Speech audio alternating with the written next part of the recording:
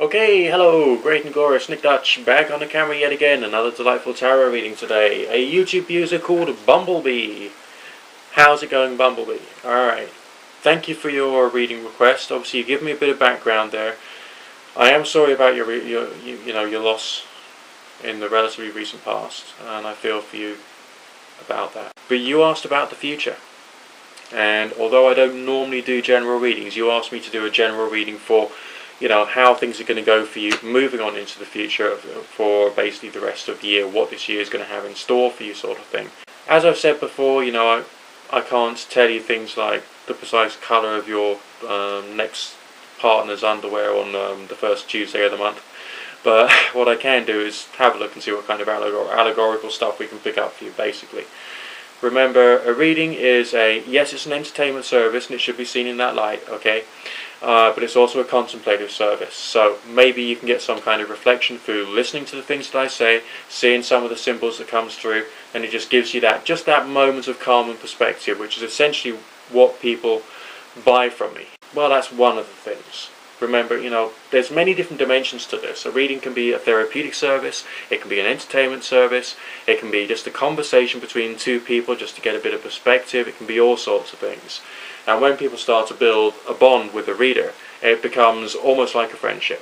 Alright, so it's a very interesting and intriguing connection between myself and my clients and my inquiries. But let's just have a quick look, see what kind of stuff is coming through.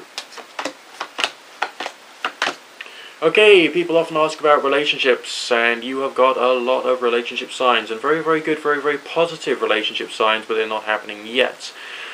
Two main peaks for you, roughly around about May time and roughly around about the autumn equinox, which is September the 21st, or thereabouts, roughly speaking, if I remember my calendar and equinoxes and solstices correctly. Financially speaking, there is nothing coming through for you in this reading whatsoever. Now, that does not mean to say you're going to get poor, because you've got no signs of destruction, defeat, or misery. We got signs of caution, which suggests to me that there's going to be lots of opportunities coming through for you, and you're going to have to think very carefully about what you're capable of doing on the basis of everything that you've actually learnt about yourself, about what you're capable of, and about the kind of directions you want your life to go into, alright? So, caution, wisdom, using your intelligence. That's what we've got here, okay? Very important signs.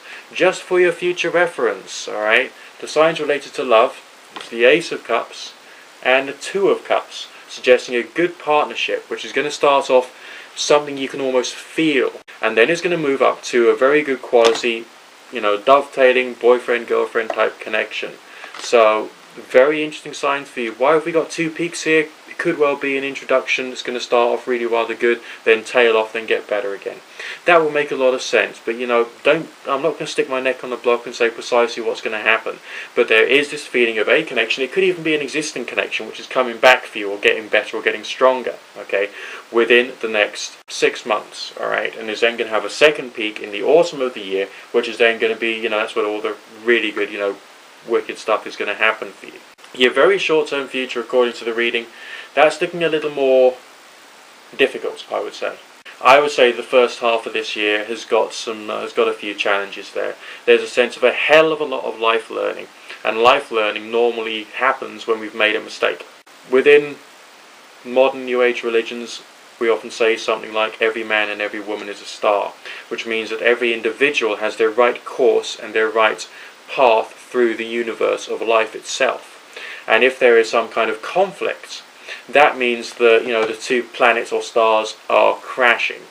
So if you have massive life learning moments, it means that your nature is somehow in collision with something else, or something else within your short-term future, within the next 4 months from now, let's say, okay? Which means that you've got to think carefully. It feels to me like you're trying something that maybe you've always wanted to do, but you're trying this thing that you've always wanted to do in the wrong setting, or doing it slightly wrong. It requires a bit of contemplation, thoughts, a philosophical attitude towards the things that your heart is set on, and maybe being a little more either realistic or being a little more, how else could we do this? Alright? Just going to leave that there for you because I think that you probably already know what I'm talking about.